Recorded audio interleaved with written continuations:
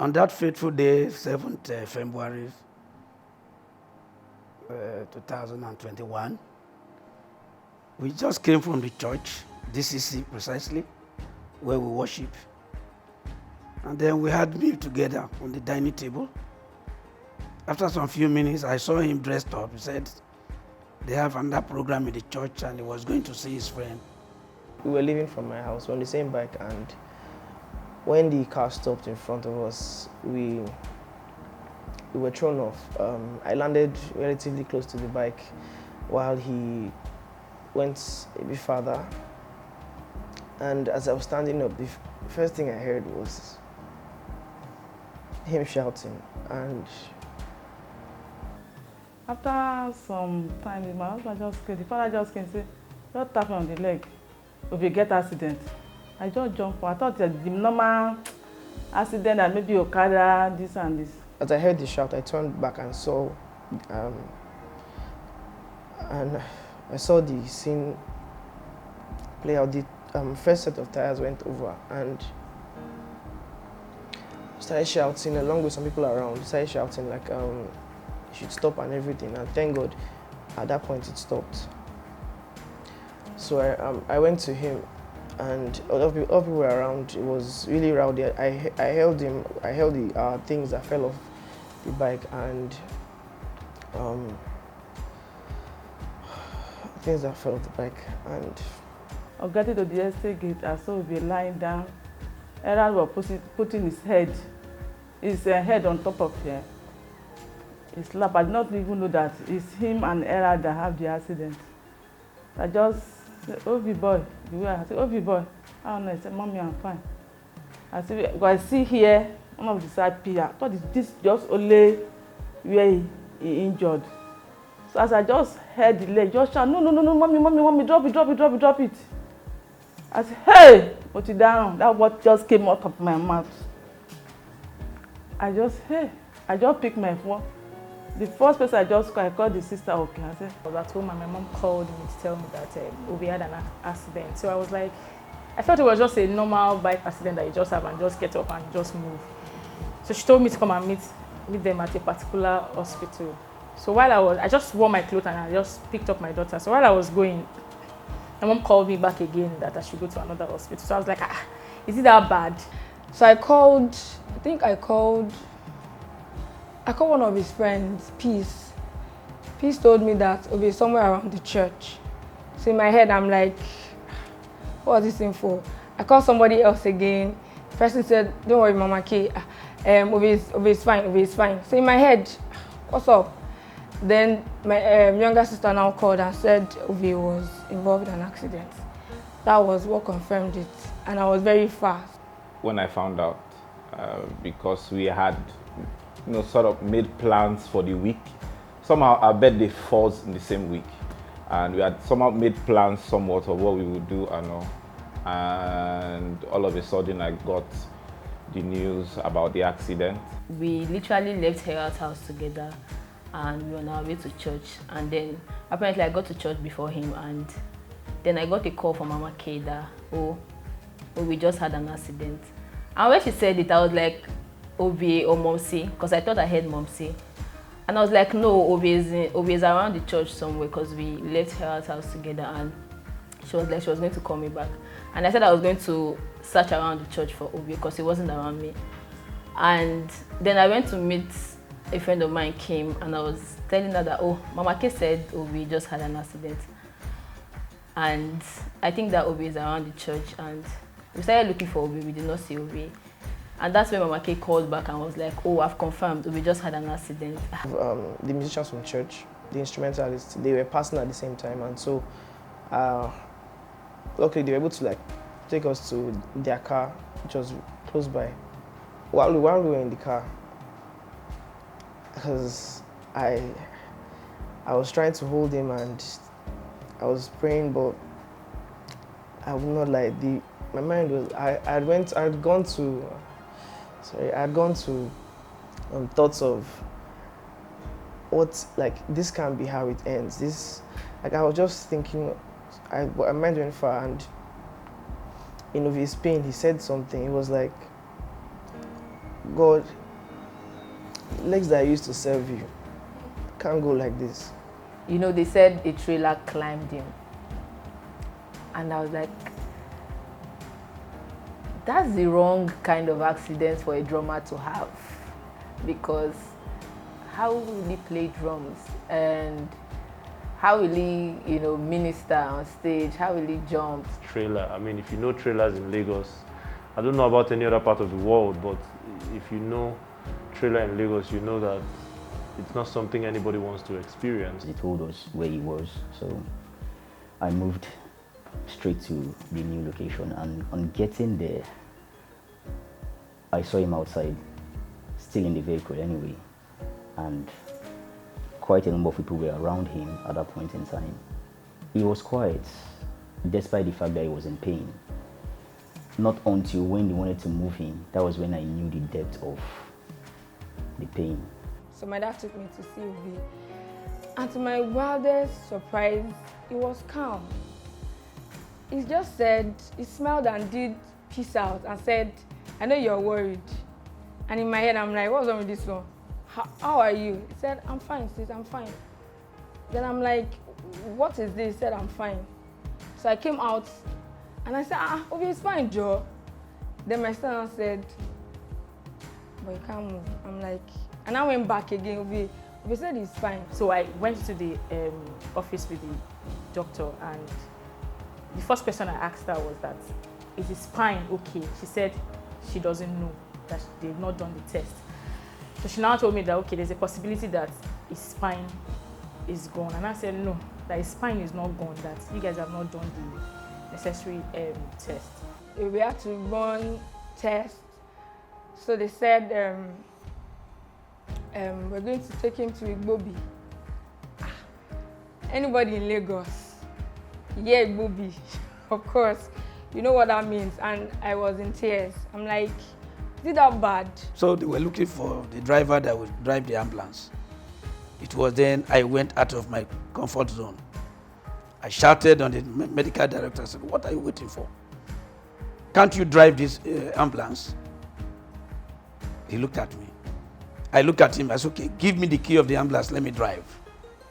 Because I know anything accident like this, time is very, very precious. So I didn't even enter into the emergency room because I didn't know I was going to look at him. I was just hearing what they were saying. So the next day, they took him for CT scan and they said his spine was fine. So I said, okay. So we're going to the hospital every day. I remember very well that I could not go in to see my brother because he could not turn.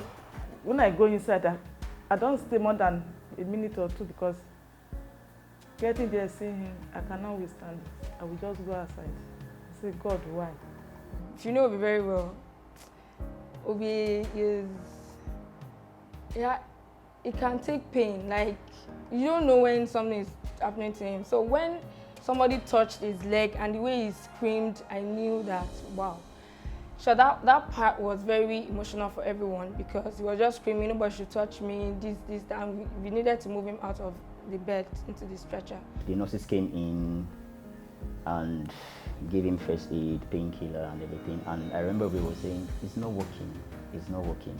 And I told him, it will not work immediately, it will take a while, which eventually was the case.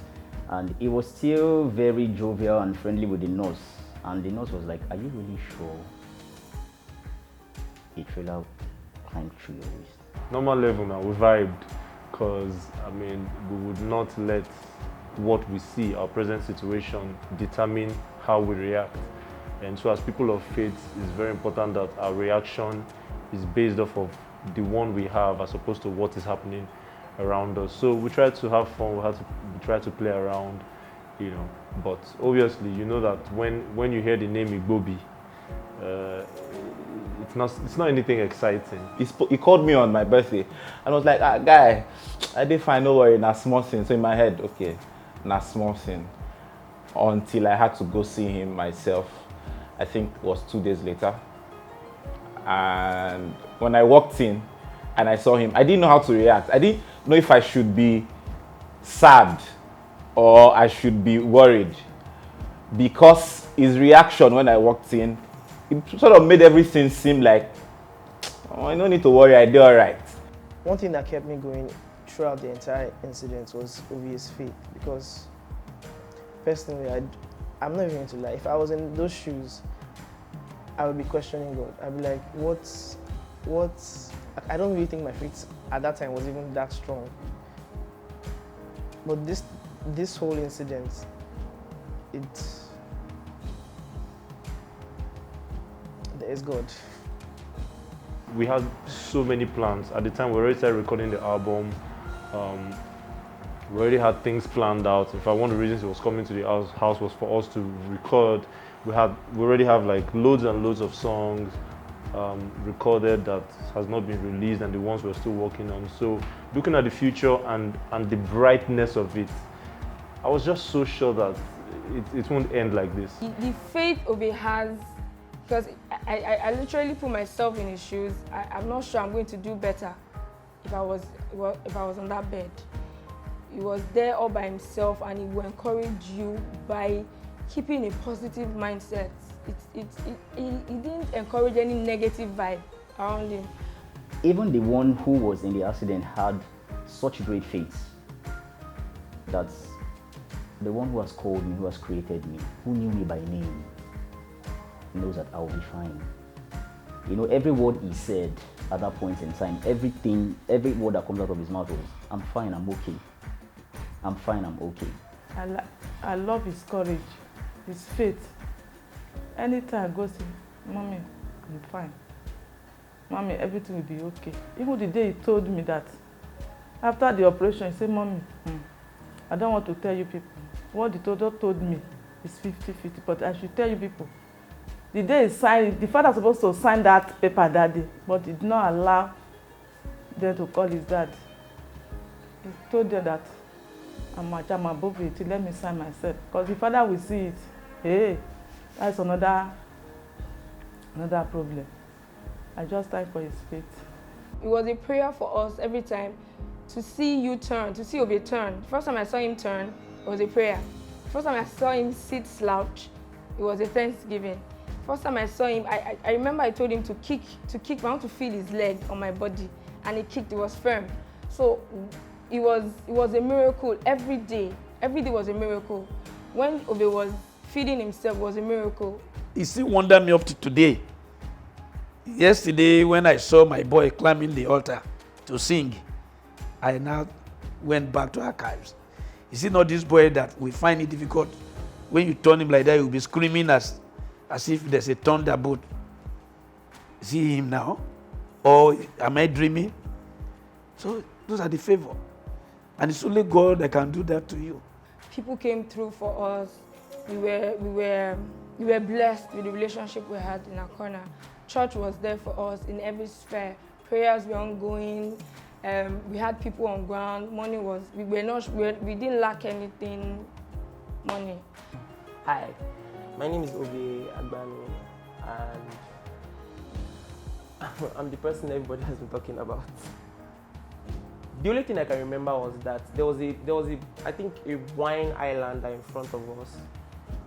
It just stopped abruptly, like it just stopped from the blues. No warning signs, nothing. It just stopped, and the bike the bike person was trying to get control of the bike, and we fell.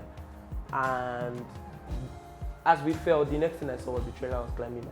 I knew that it was going to be God. I knew that it even when the doctors told me that he's not sure about it, I smiled, and he said, well, why are you smiling? And I said, just do it, because I was so sure that it wasn't just about him. Like I knew, like Uche said, I knew like a lot of things that God had told me personally, and God doesn't fail on his word. So I didn't have to really worry. It was scary, yes, very scary.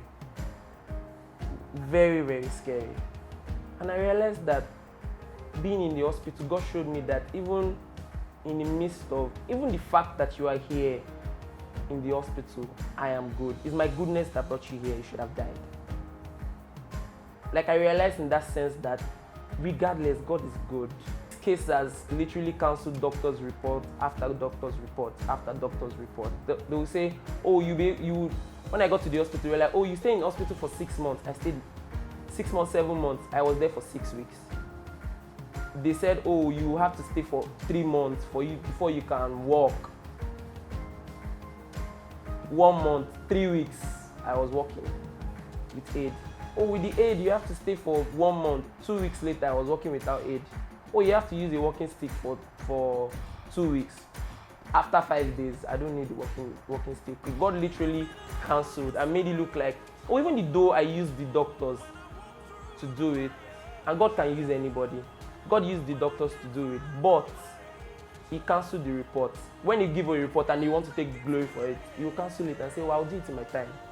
So God did everything to His glory, and He has a reason for allowing it. So in my life,